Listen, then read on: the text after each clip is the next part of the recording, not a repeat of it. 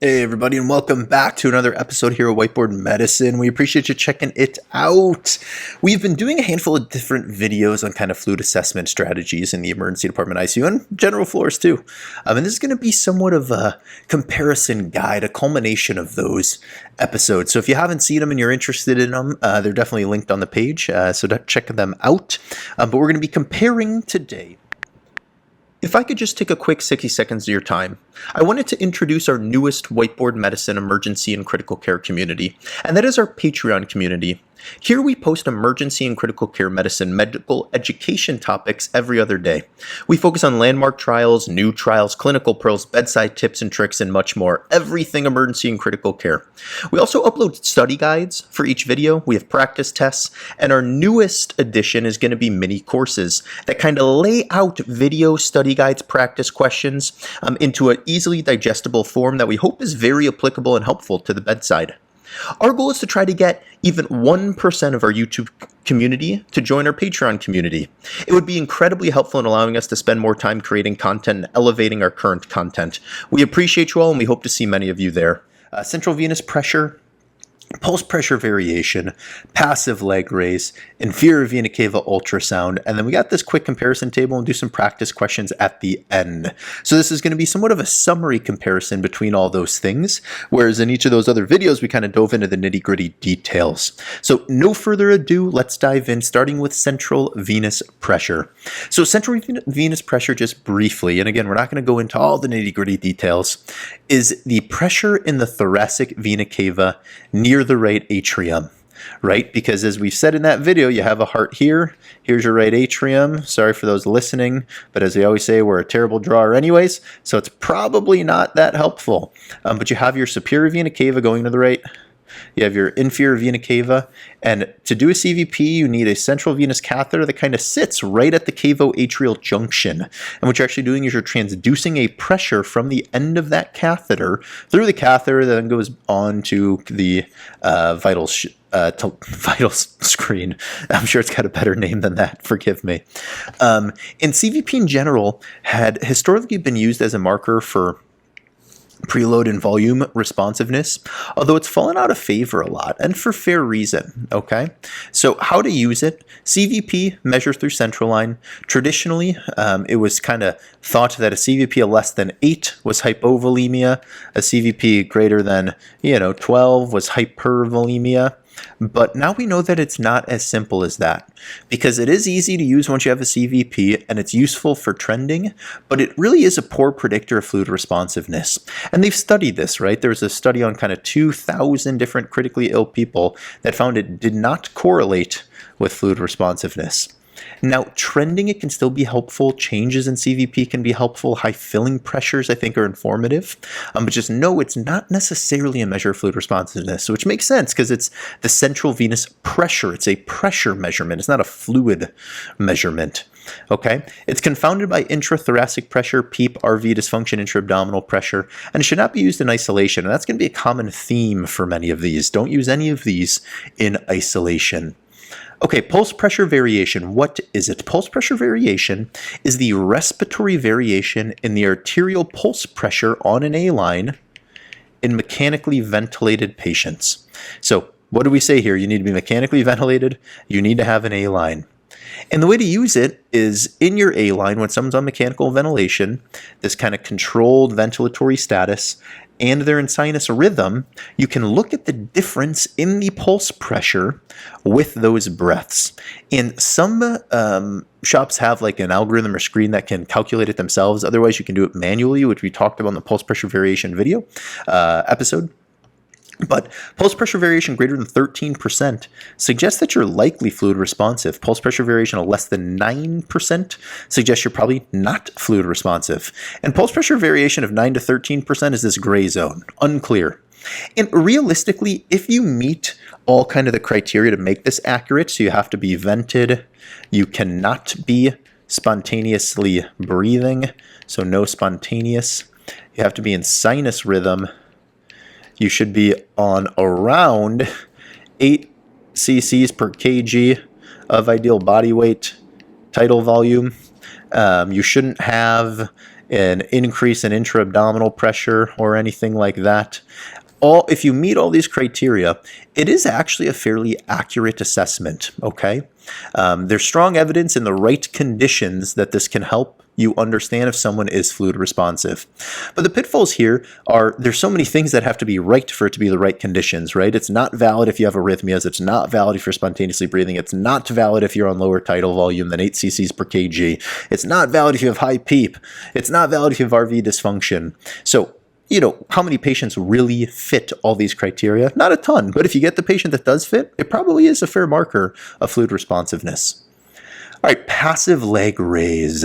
So what is passive leg raise? It's essentially a reversible auto transfusion of about 300 to 500 cc's by elevating the legs to 45 degrees. And what you're literally doing is the legs get elevated and all the blood from the legs shunts to the heart.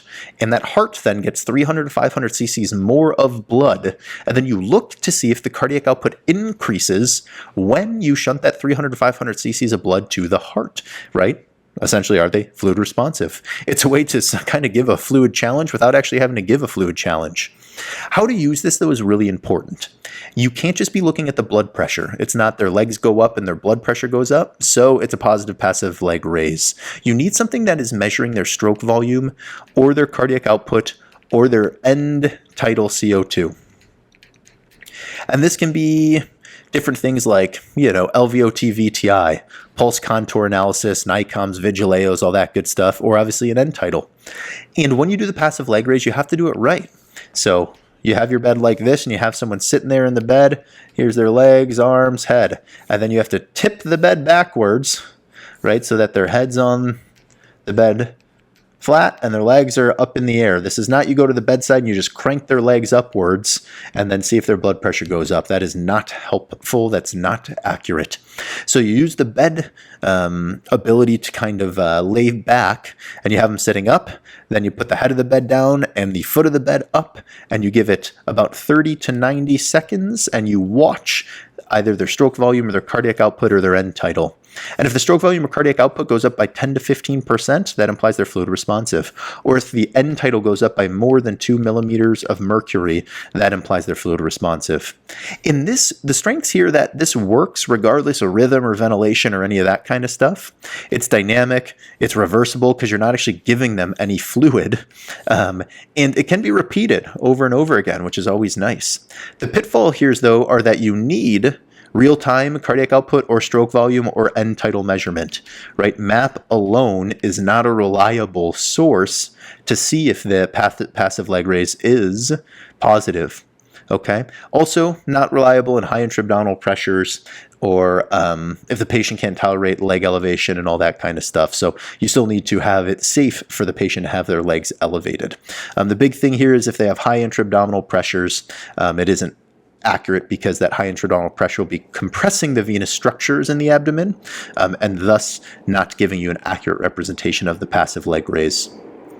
All right, inferior vena cava ultrasound. What is it? So this is a bedside ultrasound where you look at the inferior vena cava diameter and the respiratory variation in size of the inferior vena cava, and you use it as an estimate of their intravascular volume. What it really is, though, is it is really a surrogate for the right atrial pressure, and as we talked about with CVP, anytime you're looking at the pressure and using it to extrapolate to the volume, there's going to be lots of shortcomings here. So how to use it? Spontaneously breathing patients, you look at collapsibility, more than 50%, and an IVC of less than 2.1 centimeters. That suggests that they might be volume responsive. Mechanical ventilation, you look at the distensibility index, and the magic number is 18%, and this is something we do wrong frequently, right? In mechanically ventilated patients, you have to use an equation. You have to use IVC max minus IVC min with respiratory variation divided by IVC min, and then multiply that by 100. And if it is greater than 18%, they may be fluid responsive. In general, though, this is still a pressure measurement that you're applying to their fluid status. So the extremes can be helpful if the IVC is very small and collapsible or very large and not collapsible. But the stuff in the middle, you got to take with a grain of salt. So the strengths here are it's fast, it's non-invasive, it's available, and it is repeatable, right? That's super critical. Serial IVC assessments can be helpful.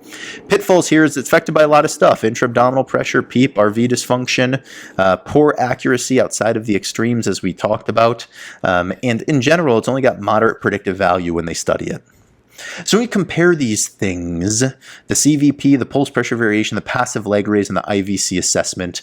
We have a quick comparison table here. And again, if you're listening to this, we do link the video in the podcast description. But what we have is a table. And we have the strategy, the type, the best use, the strengths, and pitfalls. So starting with CVP, the type is a static measurement. You're just testing the CVP one time. And you can do it multiple times, but it's not a constant assessment. Best use is trending it rather than looking at a single value. The strength is it's easy if you have a central line, and trending can be helpful, but the pitfalls are it's really a poor predictor of volume status, and there's many confounders. Pulse pressure variation, the type is that it's dynamic. You're looking at the actual arterial waveform over time. The best use is in someone ventilated, in sinus rhythm, uncontrolled settings without spontaneous breathing. The strengths are it is evidence-based and it does work in the right clinical context, but the pitfalls are it's not valid in a lot of clinical contexts as arrhythmia, spontaneous breathing, low tidal volume, etc., etc. Passive leg raise. This is a dynamic measure because you can do it multiple times. It's best used really with any patient that has a stroke volume, cardiac output, or end-tidal CO2 measuring device. Strength is that you don't have to give fluids. It's reversible. It's auto transfusion. Pitfalls, though, are, like we said, you need cardiac output or stroke volume or end-tidal monitoring. You can't just use MAP alone. And then last but not least, the IVC ultrasound. It's semi-dynamic because you can repeat it easily, but it is just one measure. Best use is a quick bedside adjunct. The strengths are it's non-invasive, it's rapid, it's useful when it's in the extremes, very small and collapsible or very large and not collapsible. But the pitfalls are just confounded by a lot of stuff, just like CVP. Pressure states, less accurate in those gray zones that aren't the extremes, all that good stuff. All right, let's get into a couple practice questions for those of you that haven't done practice questions on an episode here, because they're at the end of the episode, so who knows how many people get there. We'll read the question, we'll read the answer options, and then we'll go right into the answer. So if you need more time, just please pause the episode to think more about it, and we'll have a beginner, an intermediate, and an advanced question. So no further ado, the beginner question. Which of the following fluid assessment tools is static rather than dynamic? A, pulse pressure variation. B, passive leg raise. C, CVP. D, IVC ultrasound. The answer is C, CVP. So CVP is static. You get a single number and you have to test it each time over and over again. IVC ultrasound, you can kind of watch the IVC over time.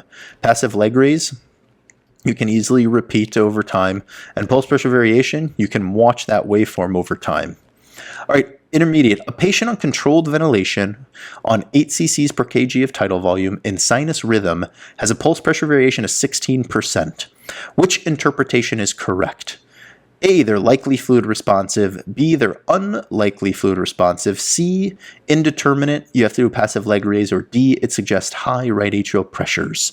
The answer is A, they're likely fluid responsive. Remember, any pulse pressure variation greater than 13% means they're likely fluid responsive, but you have to be in sinus rhythm, which they are. You have to be on 8 cc's per kg, controlled ventilation without spontaneous breathing.